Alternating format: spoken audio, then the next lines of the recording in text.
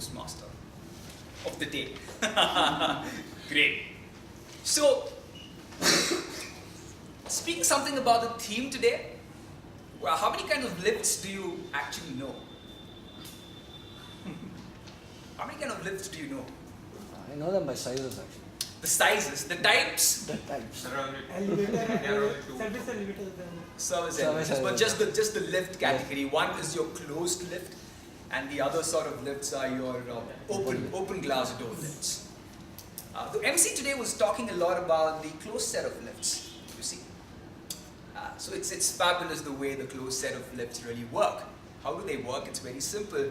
As she mentioned, there's a security guard, there's an operator, there are a couple of people standing inside the lift. And the best thing they do is they just observe, right? It's just so fabulous. Just look at each other, or just look down at the shoes, take out their phones. Right? It's beautiful. They observe, right? So they observe. There's a lot of self-introspection, rather. But on the contrary, you have another set of lifts, and that lift is more of a glass open door lift. And what happens with this sort of a lift? They actually are enjoying what's outside. You know, they see, look outside, they love those kids playing around, boyfriend and girlfriend holding hands with each other, kuchiku, and all of that. So they're enjoying their journey. So there are two kinds of observations by a lot. One is more of a self-introspection with yourself. Oh my God, where the hell am I as of now? This damn lift, there's nobody talking, there's a lot of silence. And another way, there's a lot of silence, but watching outside, the people, looking at them, enjoying. So where do you want to be? Do you want to be here?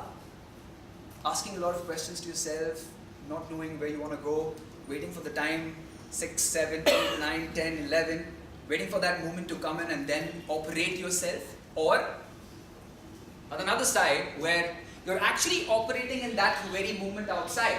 You're actually operating, but at the same point in time, you're still going ahead to the top floor where you want to go, and that's your destination. And in both the cases, you observe. Where do you want to be? Well, it doesn't matter. That's your choice, right? Now, there was this story here, which I built, and ever since the beginning, I did show my gratitude towards people who call me in here. So there's a lot of this particular theme in itself, which says how to be an impactful Toastmaster. Now this impact is created through several different means, right? One is through showcasing the kind of strengths that you have. One of my strengths is listening to people who've come up on the stage and having that takeaway and explaining that back to them. So what's your strength? So maybe as the Toastmaster of the day, if you really want to be a great Toastmaster, that one thing you need to find out is what's your strength. So take 2 minutes and think about that strength and write it down on a sheet of paper and show it to me.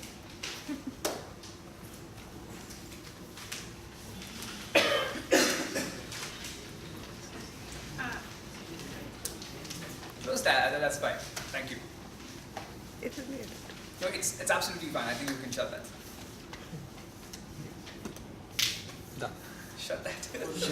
Yeah. Oh my God. She is not going to listen. She's not.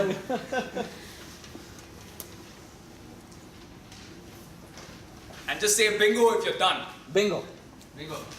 Wow, you're good with your strengths. You're done? That one strength that you have with you. And if you're finding it difficult, just raise your hand. Maybe I can just come in there. Right. Stage presence. It could be anything, but have you written that down? Yes. Yeah? Yeah. Just one strand of yours. Written that down? Persuasion. Right, okay. And? Optimism. Okay. Observe. Okay. Enthusiasm. Okay. Forgive and move on. I'm sorry? Forgive and move on. Forgive and move on. Body language. Body language. Never say die attitude. Never say die attitude. Voice. Voice. Knowledge. Speak from heart. Speak from the heart. Humor. Humor. Patience. Clarity. Clarity. Okay. Now, how can you make sure that the strength that you have can be better made use of when you come upon the stage? Forgive and evolve. So, whenever you make an error, you forgive yourself first and then evolve. Right? Optimism. As somebody spoke about enthusiasm. You've got to be really enthusiastic about yourself. Right? So, what are the couple of qualities according to you that are quite essential for a Toastmaster of the day? Number one, according to me, is the content that you build. Okay. It's extremely important that you have a great content. Now, we have this theme here, observation, and you saw the kind of difference that was made through the very story about lift, which was just picked up from the Toastmaster of the day here, right? And I just picked it up sitting there, and I thought, okay, how can I evolve the story a lot more, right? And this is not much of a difference from that of you writing a speech. It's very simple. You just need to have an opening, a body, and a conclusion. That's it. And then while you're having this opening, body, and a conclusion, you just need to make sure that you have a plot. And you have a suspense element and maybe a surprise by the end of it, and then a good message to the audience. As simple as it sounds, it takes a lot of something called as starts with P. I forgot. What was that? Perseverance. No. In your typical Bollywood movies, that there's a famous picture called as Dirty Picture. And Vidya Balan says there are three things which are extremely important in kind of movie. What is it called? Entertaining. You know that. But for a Toastmaster of the day, or for that matter, for any person who comes up on the stage, the three things which are extremely important. Start with P. Persuade. Okay, let Showcase. me tell you. I'm sorry? Body language. Show. Right. But this is a beautiful story which I would love to share. Right? I'm sure you would all heard about this story of Vinod Kambli and Sachin Tendulkar. Right? Two phenomenal cricket players, batsmen that the country would have ever produced. And you know what's the difference between both of them? They always speak about their attitude, right? Why do you think so? They speak about that because Tendulkar was the person who always used to play a lot in the nets, and he always used to go ahead and give himself a lot of time outside the actual cricket match, right? So when I was with Shamak always used to say that you gotta give yourself outside the performance, outside the show, a lot of time for yourself. You need to put in 200% of your efforts to ensure that you at least come close to maybe 90 to 95% while the show is actually happening. Right? Very similarly, even Tendulkar as such, and for that matter, any good performer who's excelled in his or her field, they've given themselves a lot of time to evolve and to P. That's called as practice, and practice. Right? How many of you hate studying? Right? You hate studying, right? Yeah, you can love studying and you can score great marks by just doing practice. It doesn't take much. The objective is what? To score more marks. You don't like it, that's a different story. Right? But if you want to just go great marks, it's just about practice. Some people take a lot of time to evolve, some people take a less amount of time. That depends on the talent and the skill. Now, some people are great speakers, great orators by default. And another, they are great speakers, great orators by design. Where do you want to stand? Do you want to be in that default category where you call yourself to be a good speaker or a fair speaker, or do you want to design yourself to be a great speaker? Right? So you want to design yourself, and the only way out is by practice, practice, and practice. Now, what goes into practice is the big question. What goes into the practice? And the foremost important thing is the content. So when we speak about the content, the very time the Toastmaster of the day takes up the stage, he needs to uplift. That's number one. In the content, you need to uplift the mood of the audience. And how are you going to do that? With a great story, with great voice, and great pause. Okay? When you have these, you will have a great story, and you can uplift the mood of the audience. And as you move on, one of the other important things about an MC is to ensure that the MC needs to go ahead and introduce every single speaker who's coming on the stage. Now, while you're introducing the speaker, you need to keep a couple of things in your mind. Number one, you need to reach out to the speaker first. Right? Reach out. I got a message from Sunil, right, and Sangamesh as well, and they asked me my introduction. Okay, so that's extremely important. If you're introducing someone, if you already know that person, great. But if you do not know, please reach out, talk to them. Once you talk to them, after the introduction that they would love to hear about themselves, add a bit of personalization.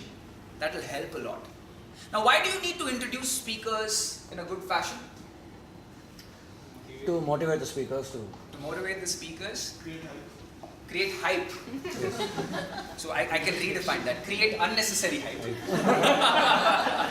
Right? Okay. Make them comfortable on the stage. Make them comfortable. Make them prime for the.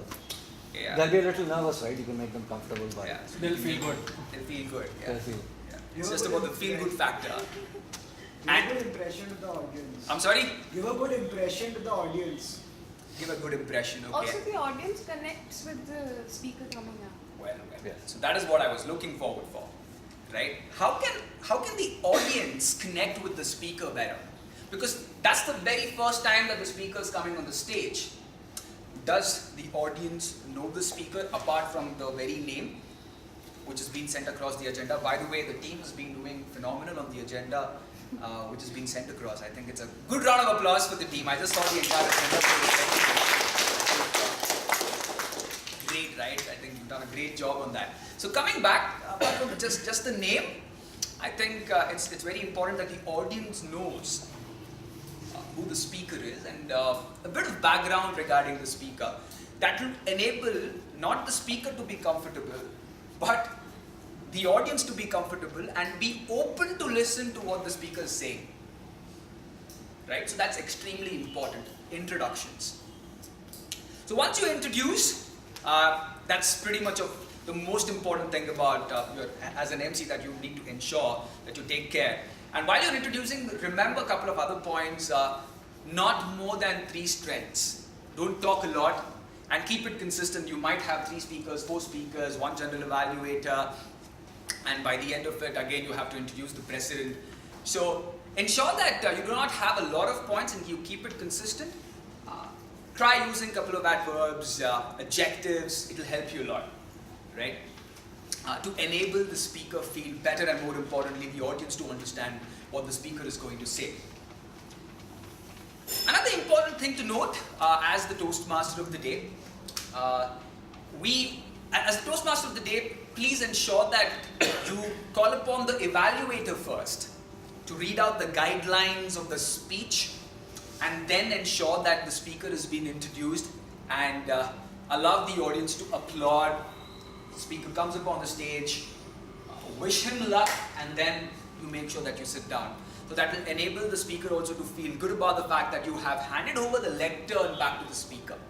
That's extremely important. Once you're done with that, you sit down and your role is done. Correct? No. Right? No. So it's not done. So that's when your actual role starts. You got to listen. Right? So that's extremely important. You got to listen and make notes while the speaker is speaking. If that's a good speaker, you're pretty much sorted, right? Audience is listening, you don't have to cover up much. But one of the other qualities as an MC that you need to ensure is the speaker is good enough but has not made a significant difference.